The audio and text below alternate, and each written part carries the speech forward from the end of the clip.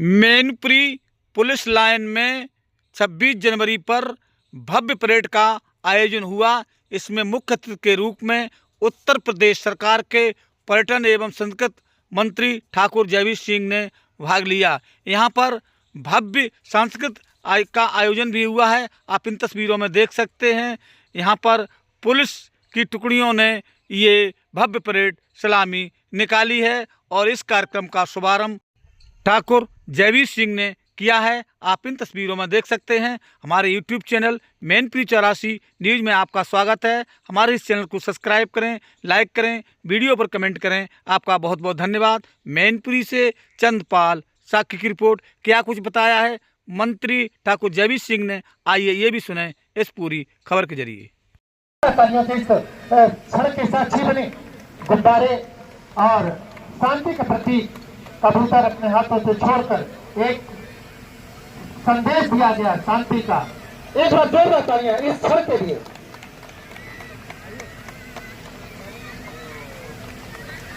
शांति के प्रति ये भारत की भूमि है। यहाँ के पक्षी भी परेड ग्राउंड का आनंद लेना चाहते हैं। इनको आसमान नहीं, इनको भी जमीन पसंद है, क्योंकि परिंदों को मालूम है कि जमीन स्थायित्व होता है। परेड ग्राउंड पर आप देख रहे हैं मुख्य अतिथि महोदय परेड के। आज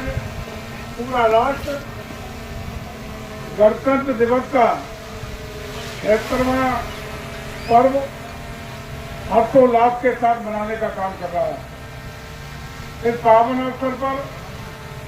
मैनपुरी जनपद के पुलिस लाइन में उपस्थित हमारे पुलिस कप्तान भाई, हमारे जिलाधिकारी जी, हमारे डीजे साहब और पुलिस कप्तान की नेतृत्व में उपस्थित समस्त अधिकारी और पुलिस फोर्स की पूरी टीम, जिलाधिकारी जी के नेतृत्व में उपस्थित उनकी समस्त प्रशासनिक टीम, जिलाधिकारी जी के नेतृत्व में उपस्थित समस्त जुडिशियल टीम का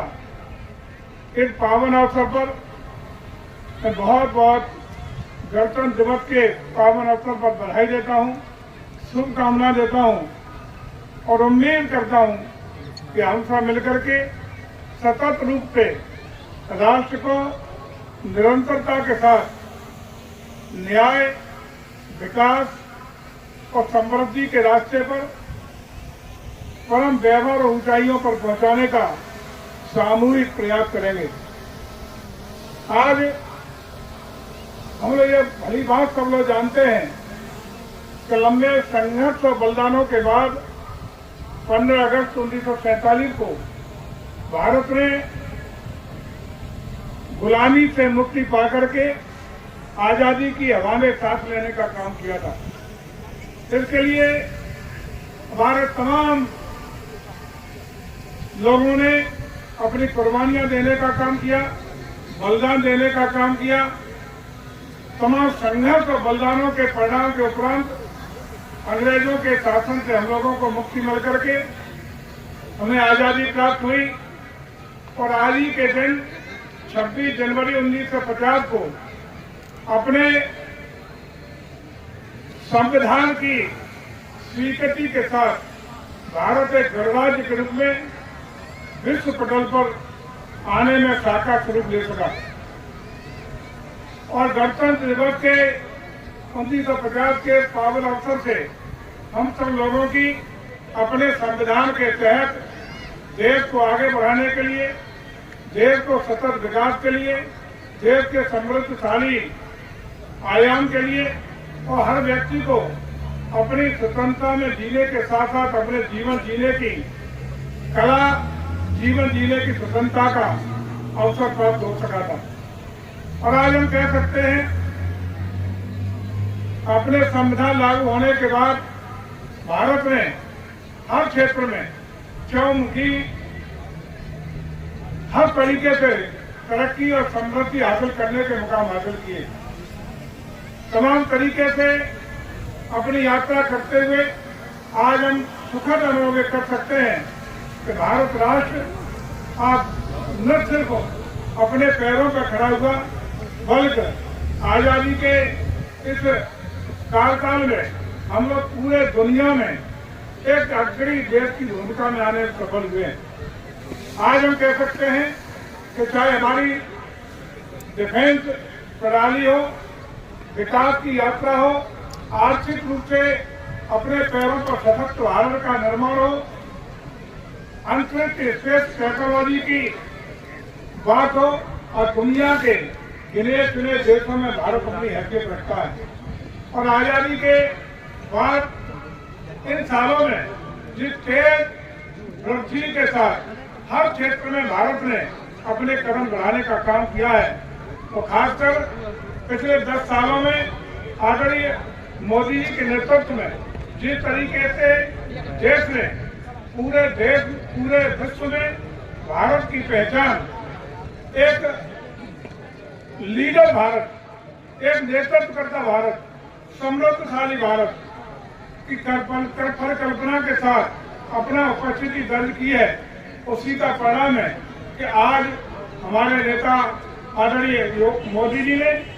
जो संकल्प लिया है कि 2047 तक हम चाहते हैं कि भारत पुनः एक बार विश्व का गुरु बने। हम चाहते हैं कि भारत पुनः विकासशील भारत से विकसित भारत बनने का सपना साकार सके। क्योंकि हम लोग सोने की चिड़िया भारत पहले कहलाते रहे, और मैं समझता हूँ कि जो लक्ष्य आदरणीय प्रधानमंत्री जी ने देश के सामने रखा है, उस लक्ष्य को पूरा करने के लिए हम सब लोग, चाहे वो जिस क्षेत्र में काम करने वाले लोग हों, चाहे अधिकारी अपने दायित्व का निर्वहन कर रहा हो, चाहे कर्मचारी अपने दायित्व का निर्वहन कर रहा हो, या गांव में खेती करने वाला किसान अपने मार्ग को मजबूती दे रहा हो, चाहे राजनेता अपने दायित्व का निर्वहन कर रहा हो, या वैज्ञानिक अपने काम को कर रहा हो, या सीमा पर तैनात हमारी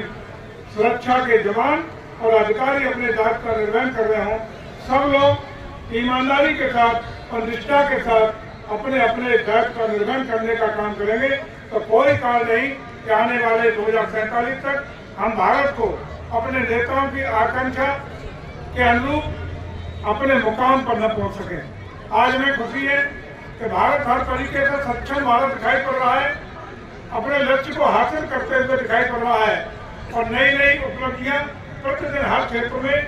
भारत देता हुआ नजर आ रहा है।